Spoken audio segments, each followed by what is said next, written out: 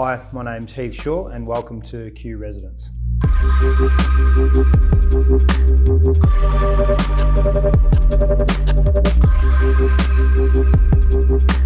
The design of this house, we actually found an architect who did a development in Hawthorn and we liked the style of that. So we contacted him, got the architect on board and he came up with a few designs of how we would put 3 townhouses on this bit of property.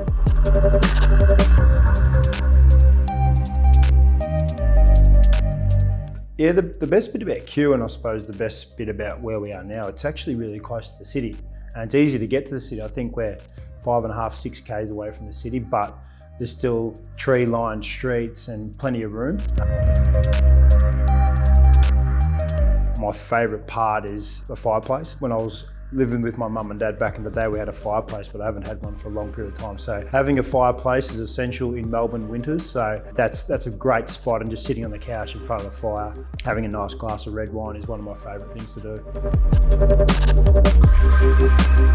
The old saying is, let the bakers bake the bread. When I got in contact with DIYblinds, the guys came out and they told me what I would need or what options I had. It makes it 10 times easier when you've got someone who knows what they're doing and they can just say to you, this is what you need, this is what it's going to look like, and this is how we're going to do it. It was good to have that sort of laid out in front of you and then just go through the process of ticking what I wanted and how I wanted it to look, and it was perfect. I'm very lazy, so the easier it is, the better, and everything is automatic. It's only like a small thing, but the motorised blinds and all that sort of stuff, it gives it that extra bit of class and style. So it was definitely a no-brainer. As soon as I had the option of motorising everything, I was doing it straight away. Yeah, I think the most useful part of it is, it's probably at night time. Put all the blinds down when the heater's on, the fireplace is going. It keeps it a lot warmer when all the blinds are down there. And obviously the privacy, because we do have 3 townhouses, so your next door neighbour is pretty close. So to have the blinds going down gives you a bit of extra privacy as well.